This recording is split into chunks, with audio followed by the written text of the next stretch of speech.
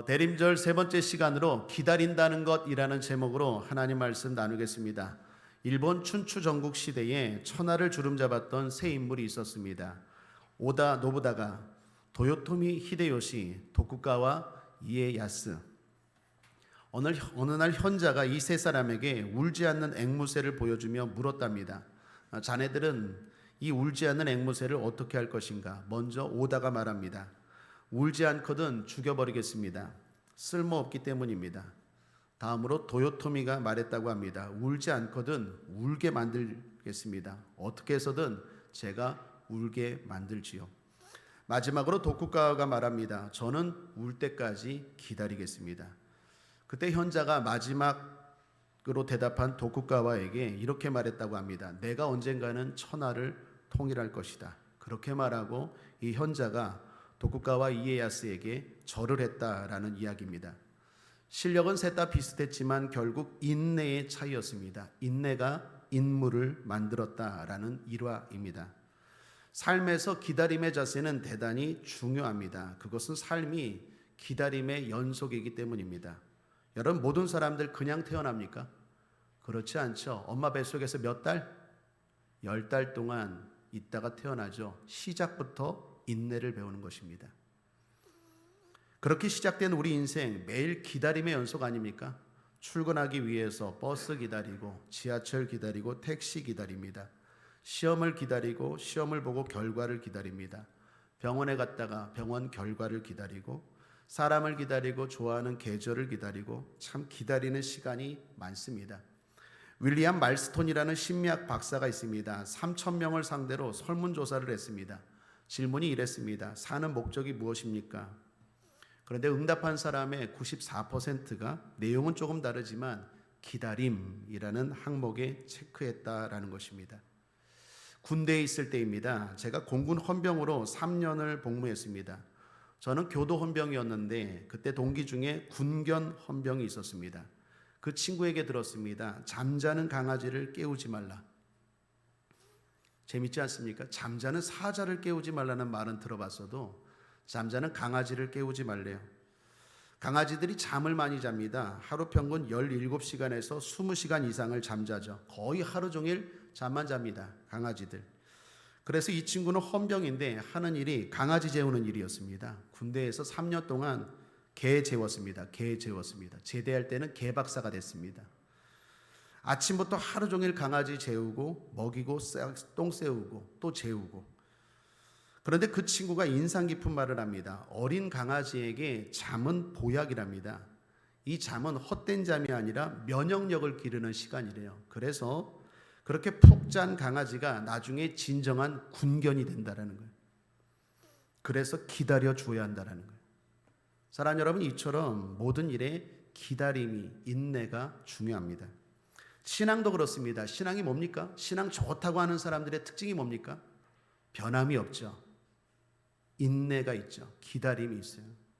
주님 하신 말씀입니다. 마태복음 24장 13절입니다. 그러나 끝까지 견디는 자는 구원을 얻으리라. 견딘다라는 말이 무슨 말입니까? 흔들리지 않고 기다린다, 인내한다라는 거 아닙니까? 그런 자가 구원을 얻습니다. 천국 갑니다. 기도하고 응답 받습니다. 하나님 앞에 복을 받습니다. 사도 바울은 이방인의 사도로 놀랍고 확실한 체험을 했습니다. 우리가 알다시피 부활하신 예수님을 만났습니다. 예수님의 말씀을 직접 들었습니다. 사명까지 받았습니다. 그런데 중요한 건 바로 사역을 시작하지 않습니다. 3년간 기다립니다. 갈라디아서 1장 17, 18절을 보십시오. 함께 읽겠습니다. 시작. 또 나보다 먼저 사도된 자들을 만나려고 예루살렘으로 가지 아니하고 오직 아라비아로 갔다가 다시 다메섹으로 돌아갔노라. 그 후 3년 만에 내가 게바를 신방하려고 예루살렘에 올라가서 주님 만나고 주님 음성 듣고 사명 받고 바로 일하기 시작한 게 아니라 아라비아 광야에서 3년 동안 인내했다라는 거예요. 기다렸다라는 것입니다. 그리고 드디어 주님 일하기 시작합니다. 잘 알다시피 모세는, 출애굽의 지도자 모세는 호렙산 기슭에서 40년을 기다렸습니다. 그리고 하나님의 일을 감당하죠. 요셉은 13년, 다윗도 10년, 그들의 꿈이 이루어지기까지 인내하고 기다림의 시간이 있었습니다. 심지어 예수님도 몇 살 때부터 사역하셨습니까? 30살. 30년 기다렸습니다. 그러므로 신앙은 기다림입니다. 신앙 좋다라는 사람의 특징은 변함이 없이 인내하는 것입니다. 여호수아 6장에 보면 여리고성이 며칠째 무너집니까? 7일째 무너졌습니다. 바로 무너지지 않았어요. 하나님 말씀에 순종했다고 바로 여리고성이 무너지지 않고 꾸준히 7일 동안 이 다음에 무너졌어요. 하나님의 능력이 부족해서일까요? 아니요. 하나님이 보시는 거예요. 얼마나 내가 믿음으로 인내하는지, 하나님을 변함없이 의지하는지 하나님이 보시는 거예요. 그래서 여리고성 바로 무너지지 않았어요. 순종했는데 7일 동안 매일 순종했을 때 마지막 7일째 무너졌습니다. 열왕기상 18장에 보면 엘리야가 7번 기도하고 응답받았습니다. 하나님이 그 기도 못 들었을까요? 한 번 기도했을 때 못 들었을까요? 왜 엘리야가 7번 기도하고 응답이 임했을까요? 하나님 보시는 거예요. 7번 인내하고 머리를 무릎 속에 넣고 간절히 기도했을 때, 그리고 하나님이 어떻게 해요? 큰 비를 내리시고 응답하셨습니다. 열왕기하 5장에 보면 나아만 장군이 요단강에 몇 번 들어갑니까? 7번 들어가잖아요. 나아만 장군이 요단강에 들어가서 불치병이 치료받을 때 한 번 들어갔다고 해서 치료받았습니까? 아니죠. 7번 들어갔다 나왔다 들어갔다 나왔다 7번 들어갔다 나왔다 했을 때 나아만 장군의 불치병이 치료됐어요. 여러분, 성경에서 7이라는 숫자가 무슨 숫자입니까? 무슨 의미입니까? 완전수죠. 완전의 의미잖아요. 하늘은 3, 땅은 4. 성부, 성자, 성령, 동서남북. 그래서 합하면 7은 완전수예요. 뭘 말하는입니까? 지금 성경이 완전히 인내하는 사람이 구원을 경험하고 응답을 경험하고 치료를 경험하고 복을 경험하는 거예요. 이 시대는 너무 조급해요. 뭐든지 그냥 패스트 빨리. 그러니까 진짜가 누군지를 모르겠어요. 진짜 믿음이 누군지. 하나님은 능력이 없어서가 아니라, 우리를 사랑하지 않아서가 아니라 진짜를 원하십니다. 왜요? 하나님이 우리를 진짜 사랑하시기 때문에. 그래서 성도에게 필요한 게 변함없는 인내입니다. 믿음으로 예배하는 여러분들, 특별히 헌신하고 봉사하는 여러분들 다 보고 있습니다. 하나님이 다 보고 있어요. 그리고 결국 하나님이 하나님의 때에 응답하실 줄 믿습니다. 시편 40편 1절 함께 읽겠습니다. 시작. 내가 여호와를 기다렸더니 귀를 기울이사 나의 부르짖음을 들으셨도다. 그런데 신앙은 행복한 기다림입니다. 기다림에는 세 가지가 있습니다. 불안한 기다림, 막연한 기다림, 행복한 기다림. 먼저 불안한 기다림이 있겠죠. 병원에서 결과를 기다리는 것 같은 불안한 기다림. 과거 일입니다. 어떤 집사님께서 기도 부탁을 하셨습니다. 신체 검사를 하셨는데 갑상선에 혹이 발견됐대요. 그래서 의사 선생님이 큰 병원에 가보라고, 검사 받으라고 하셨답니다. 이분이 놀래서 얼굴이 사색이 돼서 저에게 연락이 왔어요. 목사님, 기도해 주세요. 결과를 기다리는 이분의 기다림은 어떨까요? 불안한 기다림이죠. 다행히도 암은 아닌 걸로 판결되었습니다. 죽음을 기다리는 분의 기다림도 불안한 기다림이겠죠. 인천 숭이동에 가면 해오른 병원이라는 곳이 있습니다. 과거에 제가 교회 일을 하면서 거기서 몇 년간 원목을 병행했습니다. 당시 많은 환자들의 병상을 방문하면서 기도해 주었습니다. 그때 대부분의 환자들은 기도받으면서 제 손을 잡고 그리고 아멘 하면서 질병에서 치료되기를 바라셨어요. 그런데 그분들 가운데는 그렇지 않은 분도 계셨어요. 죽음을 바라는 분도 계셨어요. 너무 질병이 고통스러운데 이게 도대체 죽지를 않는 거예요. 더군다나 나이는 많아요. 회복해야 될 기미도 보이지 않아요. 그러니까 생명 연장만 하는 것입니다. 그런 분들 가운데 지금도 기억에 남는 분은 11년 동안 있었대요. 여러분, 11년 동안 생각해 보십시오. 천국은 영원히 사는 게 아니라 영원히 잘 사는 곳이에요. 여러분, 영원히 병들어서 아프고 영원히 살면 뭐가 좋겠습니까? 지옥도 영원히 살아요. 지옥도 영원하다니까요. 죽지 않아요. 근데 고통 가운데 영원히 살아요. 지옥은. 천국은 행복하게 영원히 살아요.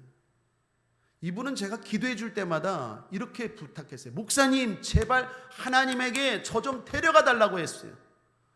이분은 죽음을 기다렸습니다.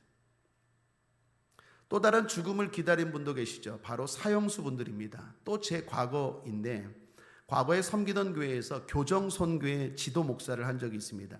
서울과 인천, 경기권에 있는 교도소들을 대상으로 한 달에 2번 정도 성도님들과 버스 한 대 가지고 선물 이만큼 준비해서 가서 예배하고 위로하는 사역이었습니다. 적게는 1000명, 많게는 2000명 넘게 대강당에 모여서 예배를 드립니다. 갈 때마다 제가 은혜를 받습니다. 왜요? 아니, 교도소에 들어오면 왜 이렇게 뜨거워지는 거예요? 찬양이 장난이 아니에요. 불러예요.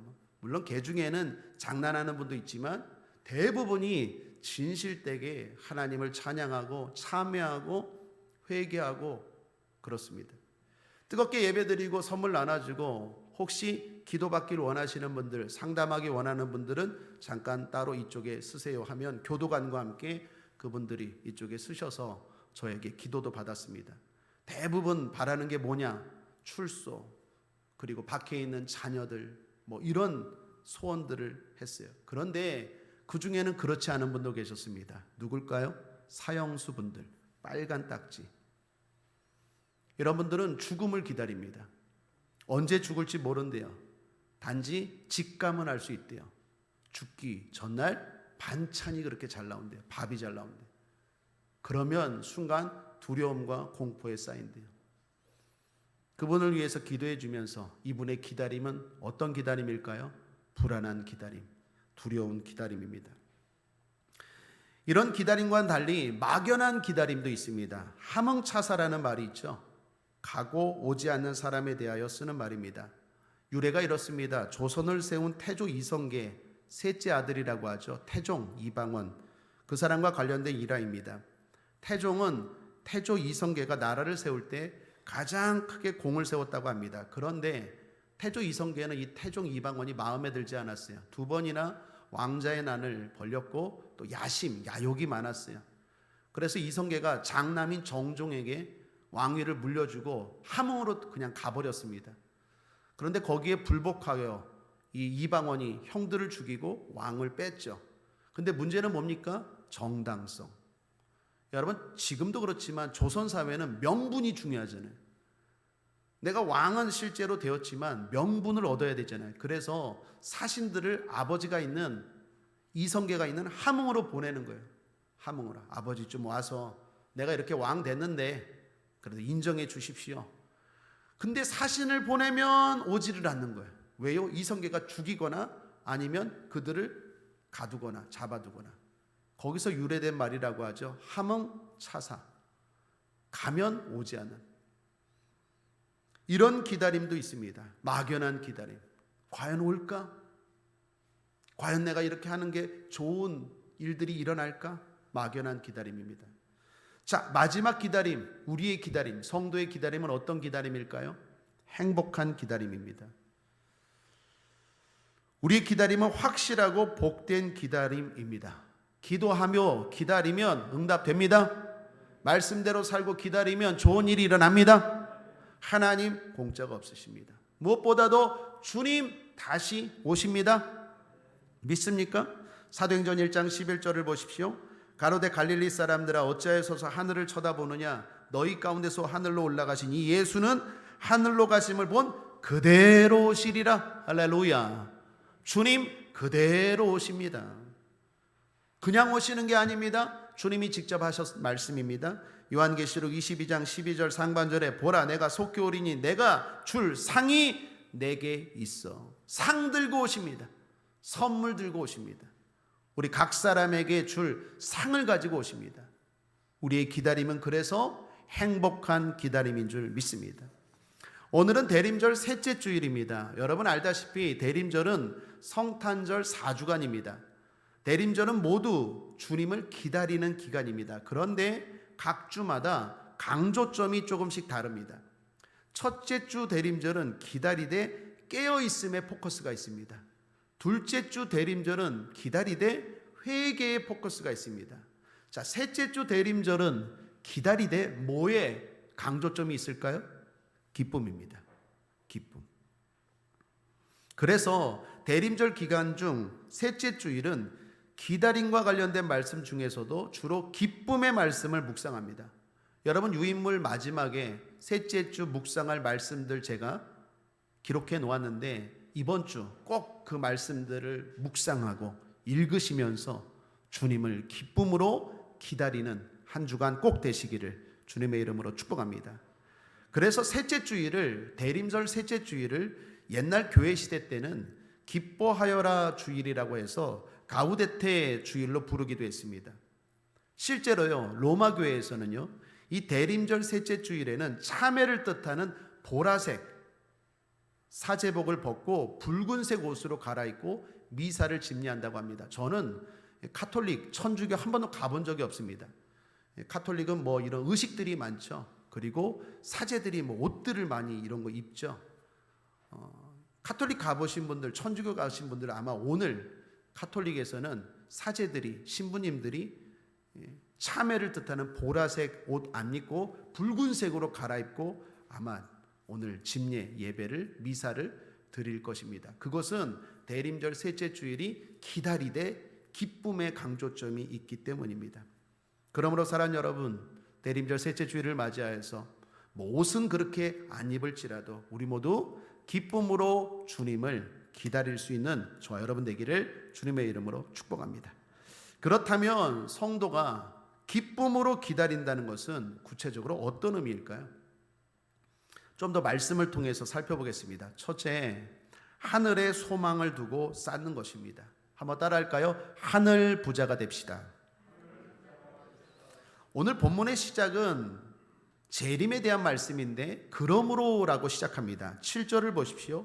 그러므로 형제들아 주의 강림하시기까지 길이 참으라라고 말합니다.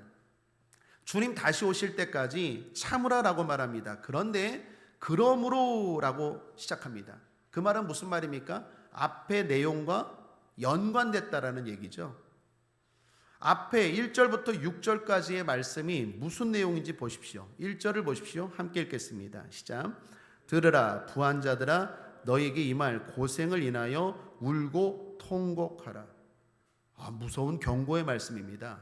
부자들에 대한 경고의 말씀입니다. 들으라 부한 자들아. 그런데 무조건 부자가 아니라 불의한 부자, 잘못된 부자예요. 어떤 부자인지 보십시오. 3절 하반절에서 4절을 보십시오. 함께 읽겠습니다. 시작. 너희 말세에 재물을 쌓았도다. 보라 너희 밭에 추수한 품꾼에게 주지 아니한 싹시 소리 지르며 추수한 자의 우는 소리가 만군의 주의 귀에 들렸느니라. 돈이 많아요. 쌓을 정도로 돈이 많아요. 그런데 일꾼에게 주지 않는 부자예요. 나쁜 부자죠. 악한 부자죠. 그리고 그 돈을 자기에게만 써요. 사치예요. 5절을 보십시오. 너희가 땅에서 사치하고 연락하여 도살의 날에 너희 마음을 살찌게 하였도다. 더 나아가 돈이라는 힘을 믿고 사람들을 함부로 대해요. 6절을 보십시오. 너희가 옳은 자를 정죄하였도다. 또 죽였도다. 여러분, 잘못된 부자, 불의한 부자입니다. 돈이 많다고 해서 무조건 하나님 앞에 책망받는 건 아니에요. 그런데 문제는 뭡니까? 돈을 지혜롭게 사용하지 못하는 나쁜 부자, 악한 부자예요. 욕심 많은 부자예요. 이런 부자는 과거 구약의 시대 때도 있었어요. 그들에게도 하나님은 무서운 말씀을 하십니다. 구약 성경 이사야서에 보면 이런 말씀이 있습니다. 함께 읽어볼까요? 이사야서 5장 8절입니다. 시작. 가옥에 가옥을 연하며 전토에 전토를 더하여 빈틈이 없도록 하고 이 땅 가운데서 홀로 거하려 하는 그들은 화 있을진저. 무슨 말입니까? 가옥에 가옥을 연하여 집이 있는데 또 집을 사요. 집이 한두 채가 아니에요. 전토에 전토를 더해요. 땅이 있는데 또 땅이 있어요. 근데 그 모든 것들이 위해서 홀로 거하려 하는 자들은 화 있을진저. 구약시대 때도 하나님은 어떻게 해요? 부자들에 대해서, 욕심 많고 탐욕적인 부자들에 대해서 무서운 경고의 말씀을 하십니다. 구약이나 신약이나 지금 시대나 동일합니다. 이런 자들에게 성경은 일관됩니다. 무서운 경고의 말씀을 하신다라는 것입니다. 작년 뉴스에서 이런 기사를 보았습니다. 우리나라에서 집이 제일 많은 사람 얼마나 갖고 있을까요? 여러분 얼마나 있을 것 같아요? 우리나라에서 집이 제일 많은 사람 100채? 200채? 2291채래요. 이 2291채래요. 여러분 마음이 어떻습니까? 저는 솔직히 부러운데요. 부럽지 않으세요? 나 2291채 있으면 일단 2부 예배 오신 분들 한 채씩 줄게요. 한 채씩 줄게요. 제일 좋은 거 줄게요. 안 부러우세요? 사람이라면 마음이 어때요? 흔들리죠. 오늘 성경이 말하는 거예요. 그런 유혹에 흔들리지 말고 참으라. 왜? 주의 강림이 가까우니라. 그러므로 사랑하는 여러분, 성도가 행복하게 기다리기 위해서 제일 필요한 게 뭡니까? 유혹을 물리쳐야 돼요. 목사인 저도 솔직히 갖고 싶은데 여러분 얼마나 갖고 싶겠습니까? 그래서 우리가 기다림이 기쁘고 행복하기 위해서는요, 일단 유혹을 잘 물리쳐야 돼요. 유혹을. 나의 연약함을 인정하고 나의 욕망을 인정하고 하나님 앞에 날마다 예배하고 기도하면서 마음을 새롭게 해서 주님 강림하시지, 들으라 부한자들아, 하나님 무섭게 경고하셨지. 그러므로 어떻게 내가 유혹을 물리쳐야지. 그렇다고 여러분 부자 되지 말라는 거 아니에요. 하늘 부자가 되라는 거예요. 그 부자는 어떤 부자입니까? 나누는 부자예요. 쌓는 부자예요. 저 2291채 주면 저 혼자 거하지 않을 거예요. 하루는 이 집, 하루는 이 집, 하루는 이 집 이러지 않을 거라니까. 진짜 여러분 한 채씩 다 줄 거예요. 한 채씩. 나누는 부자가 되면 진짜 복된 부자예요. 그러므로 사랑하는 여러분 한번 따라하겠습니다. 쌓는 것이 쌓는 게 아니라 나누는 게 쌓는 것입니다. 여러분 잊지 마십시오. 이 땅에서 쌓는 건 나누는 거예요. 계속 나누면 그게 쌓여요. 디모데전서 6장 17, 19절을 보십시오. 재물에 대한 말씀입니다. 함께 천천히 읽어보죠. 시작. 내가 이 세대의 부한자들을 명하여 마음을 높이지 말고 정함이 없는 재물에 소망을 두지 말고 오직 우리에게 모든 것을 후히 주사 누리게 하시는 하나님께 두며 선한 일을 행하고 선한 사업에 부하고 나눠주기를 좋아하며 동정하는 자가 되게 하라. 이것이 장래에 자기를 위하여 좋은 터를 쌓아 참된 생명을 취하는 것이니라. 여러분 어떻게 쌓는다고요? 나누면 쌓는 거예요. 그러므로 예수 믿는 사람들 다 가난하라는 얘기가 아니에요. 저는 우리 국제하모니교회 성도님들 다 부자 되길 바랍니다. 그 중에서 재벌도 나오시길 바랍니다. 지난주 뉴스인가요? 복권 1등이 20몇 억짜리인데 아직 안 찾아갔대요. 혹시 여러분 아닙니까? 당첨금을 아직도 안 찾아갔대요. 이제 일주일 뒤면 그거 사라져버린대요. 아니 왜 사요? 사고 확인을 했어야지. 20몇 억인데 아직도 안 찾아간대요. 확인해 보세요. 그리고 그거 당첨되면 어떻게 해요? 나누세요. 그러면 하늘에 쌓이는 거예요. 그게. 그런 부자, 지혜로운 부자, 복된 부자, 사람에게도 사랑받고 존경받고 하늘에서 하나님 앞에 상 받고 얼마나 복된 부자입니까? 어리석은 부자, 나쁜 부자는 뭐예요? 은근히 자기 혼자만 그냥 몰래 그냥 어리석은 부자예요. 그렇다고 자기에게 유익도 되지 않아요. 그런 물질은 항상 막혀요. 그러므로 사랑하는 여러분, 나누는 게 진정으로 쌓는 것입니다. 저는 우리 교회 성도님들에게 참 감사하고 고맙습니다. 나누자 드리자 하면 작은 교회 개척교회인데도 여러분들이 힘껏 따라주세요. 뭐 예를 들어 사랑의 열매 나누기도 지난주에 별로 광고도 안 했어요. 광고 별로 안 했는데도 불구하고 나가봤더니 엄청 많이들 다셨더라고요. 하늘에 쌓는 거예요. 하나님이 기뻐하시고 또 여러분에게 복된 일인 줄 믿습니다. 둘째로 성도에게 기다림이란 열매를 생각하고 기쁘게 기다리는 것입니다. 오늘 7절 말씀에 농부라는 말이 나옵니다. 또한 귀한 열매라는 말이 나오죠. 성경은 우리의 기다림이 농부가 열매를 기다리는 것으로 비유한 것입니다. 그 말은 우리에게도 귀한 열매가 반드시 있다라는 거예요. 앞서 주님도 말씀하셨잖아요. 내가 내게 줄 상이 있다잖아요. 열매가 있습니다. 그러므로 성도는 열매를 생각하고 기쁘게 참고 기다리는 것입니다. 히브리서 11장에 보면 믿음의 사람들이 기다렸어요. 어떻게 기다렸습니까? 이 열매입니다. 히브리서 11장 24, 26절에 보면 믿음으로 모세는 장성하여 바로의 공주의 아들이라 칭함을 거절하고 도리어 하나님의 백성과 함께 고난받기를 잠시 제약의 낙을 누리는 것보다 더 좋아하고 그리스도를 위하여 받는 능욕을 애굽의 모든 보화보다 더 큰 재물로 여겼으니 이는 상주심을 바라봅니다. 모세가 바보입니까? 왕자인데 왕자 신분 버렸대요. 편안함을 버리고 하나님의 백성들과 함께 그 고생의 길을 갔대요. 왜요? 더 큰 상, 더 큰 열매, 그걸 바라봤기 때문에. 그래서 우리는 행복한 기다림이에요. 상이 있습니다. 열매가 있습니다. 히브리서 11장 35절 하반절에도 또 어떤 이들은 더 좋은 부활을 얻고자 하여, 한번 따라할까요? 나에게는 부활이 더 좋은 부활이다. 똑같이 부활하는 게 아니에요. 더 좋은 부활이 있다니까요. 더 좋은 천국이 있어요. 대한민국에 살지만 다 똑같이 자유와 평화를 누리지만 더 좋은 곳에 더 행복하게 사는 사람이 있는 것처럼 천국도 마찬가지입니다. 그래서 성도에게 기다림이란 열매를 생각하고 기쁘게 기다리는 것입니다.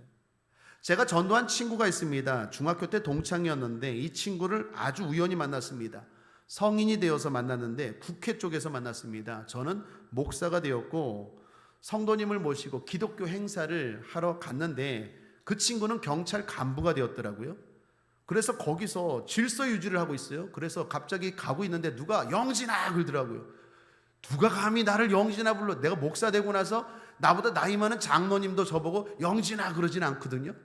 근데 그 국회 서울 시내하면서 영진아 그러는데 딱 봤더니 경찰이더라고요. 깜짝 놀랐어요. 왜 경찰 보면 이렇게 두렵죠? 내 딱지를 또 과속을 했나? 뭐 딴 건 못하고 제가 과속은 좀 하거든요. 과속을 했나 했더니 봤더니 이게 대성이야. 이름이 대성이거든요. 김대성. 중학교 때 친구예요. 절친. 근데 경찰이 됐고 여기 뭐가 많더라고요. 간부가 됐더라고요. 야, 너 목사냐? 너 경찰이냐? 잘 됐다. 여기 왜 왔냐?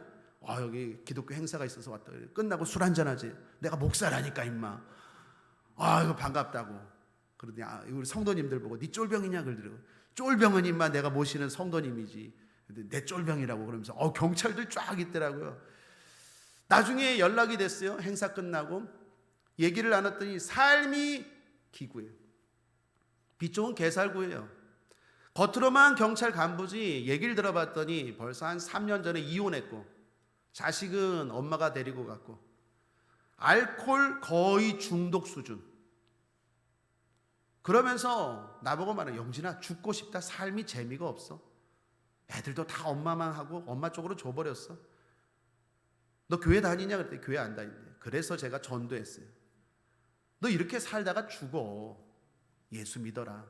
가까운 교회 가라. 서울에 교회들 좋은 교회 많으니까 가까운 교회 가라. 꼭 가라.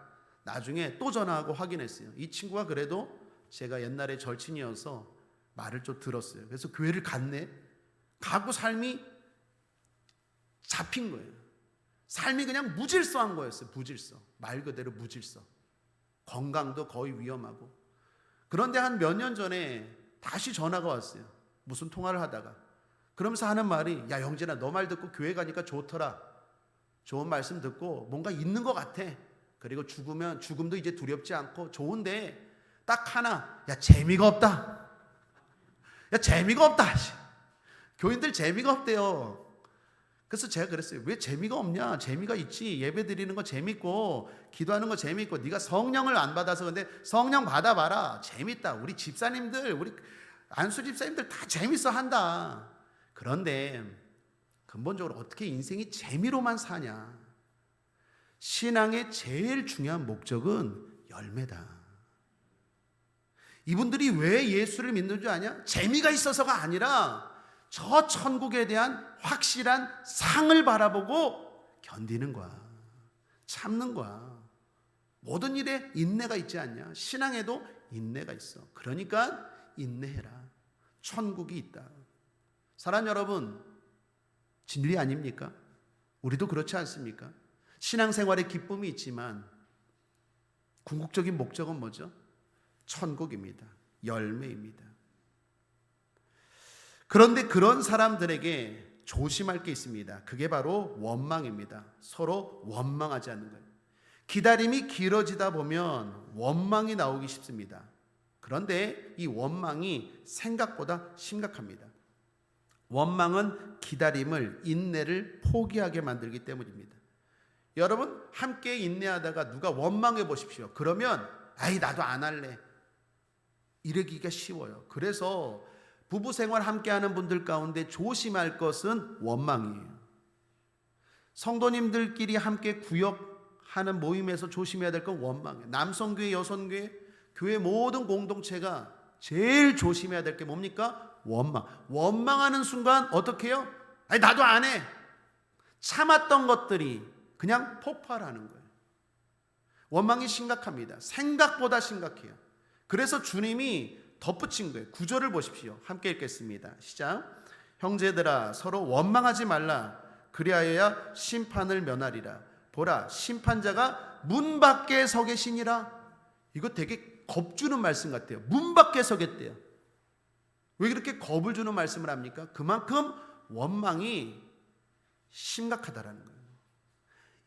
기다림이 길어질수록 인내하는 여러분들 원망을 조심하십시오.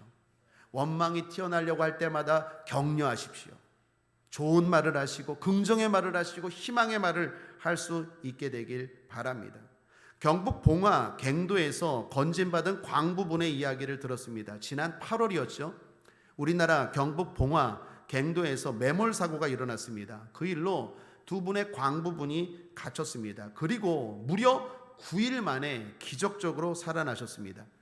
거기서 9일 동안 어떻게 견뎠냐 물었더니 물과 커피 믹스. 여러분 주머니에 커피 믹스 항상 갖고 다니십시오.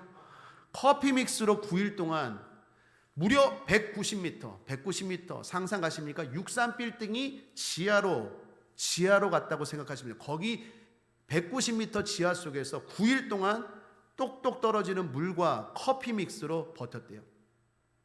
그런데 그 두 분 중 한 분은 광부 생활 20년 넘게 하신 분이고 한 분은 광부 시작한 지 4일이었대요.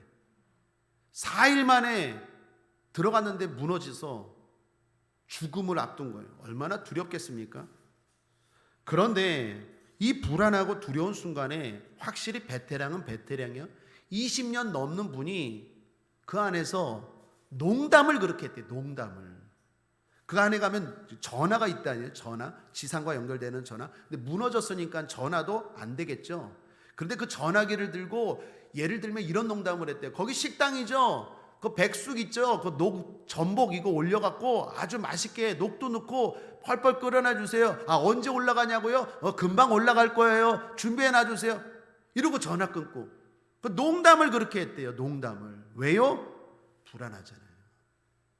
서로 농담을 하면서 격려하면서 9일 동안 버텼고 결국 살아났다라는 거예요. 커피 믹스도 중요하지만 더 중요한 건 농담이라는 긍정, 희망의 마음들이 서로를 견디게 만들었다는 거예요. 원망하면 하루도 못 견뎌요. 자꾸 원망하면 안 돼요. 마귀가 우리에게 요구하는 게 뭡니까? 원망이에요. 제가 옛날에 얘기했죠. 원망이 뭡니까? 운을 떼어줘 보세요. 시작. 원해요?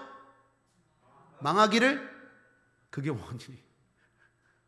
망하기를 원하십니까? 그럼 원망하세요. 그럼 금방 망할 거예요. 마귀가 우리에게 원하는 거 꼭 잊지 마십시오. 성도에게 마귀가 딴 거 원하는 거 없어요. 뭐 자식을 통해서, 질병을 통해서, 어떤 일을 통해서든지 원하는 게 뭐냐? 내 입에서 원망이 튀어나오는 거예요. 아이, 해도 소용없네. 뭐 남편에게 원망하고, 자녀에게 원망하고, 뭐 심지어 대통령에게 원망하고, 교회 원망하고, 목사 원망하고. 주님 말합니다. 심판자가 문 밖에 서 계시니라.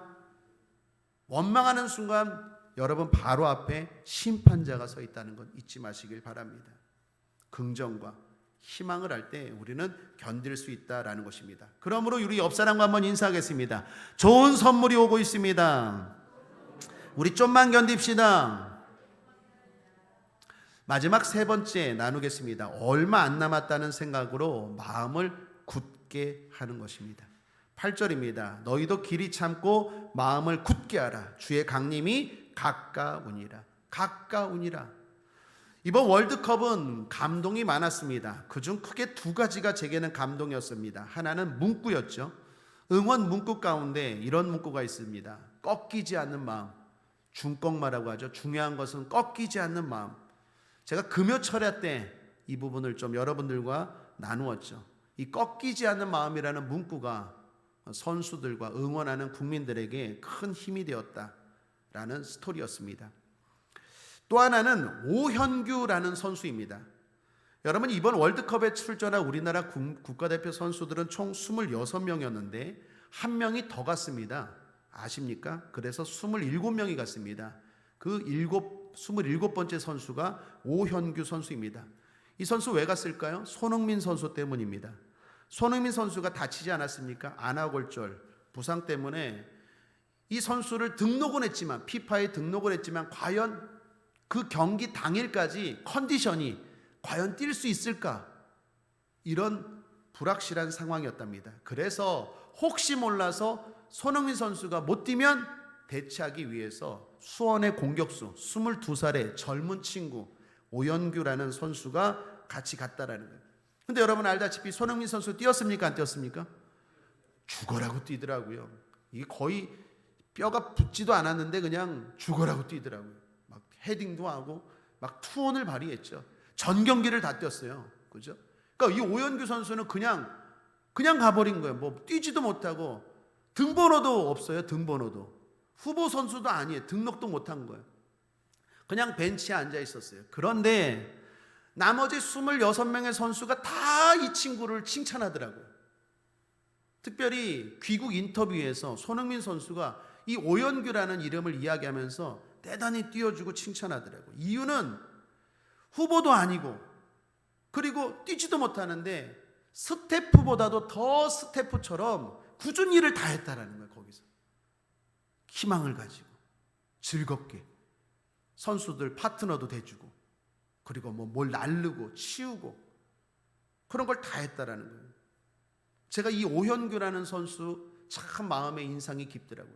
이 선수에게 좋은 기회가 올까요, 안 올까요? 저는 올이라고 생각해요. 아직 22살이기 때문에. 오현규 기억하십시오. 사랑하는 여러분, 우리도 마찬가지입니다. 마음을 굳게 해야 돼요. 나는 아무것도 아니니까 그냥 사는 게 아니라 주님 다시 오십니다. 큰 상을 가지고 다시 오십니다. 그것을 기억하고 얼마 안 남았다는 생각을 가지고 마음을 굳게 하고 내가 있는 그 자리에서 믿음으로 살아갈 때 우리 앞에 좋은 일이, 좋은 기회가, 좋은 선물이 올 줄 믿습니다. 주님 말씀하십니다. 요한계시록 22장 20절 끝으로 함께 읽겠습니다. 시작. 이것들을 증거하시니가 가라사대 내가 진실로 속히 오리라 하시거늘 아멘. 주 예수여 오시옵소서. 우리 한번 따라하겠습니다. 아멘. 주 예수여 오시옵소서. 말씀을 정리하겠습니다. 대림절 셋째 주일 말씀으로 기다린다는 것이라는 제목으로 은혜를 나누었습니다. 신앙은 기다림입니다. 성도에게 기다림은 막연한 기다림도 불안한 기다림도 아니라 행복한 기다림입니다. 하늘에 소망을 두고 나누며 사는 것입니다. 열매를 생각하고 원망 말고 서로 기쁘게 격려하면서 기다리는 것입니다. 얼마 안 남았다는 생각으로 마음을 굳게 하고 기다리는 것입니다. 주님 반드시 다시 오십니다.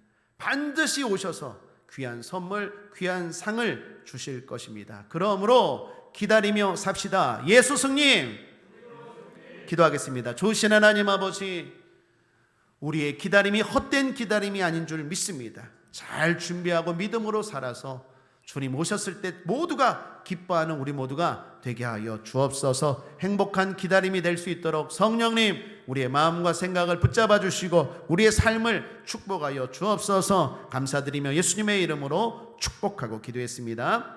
아멘. 우리 말씀을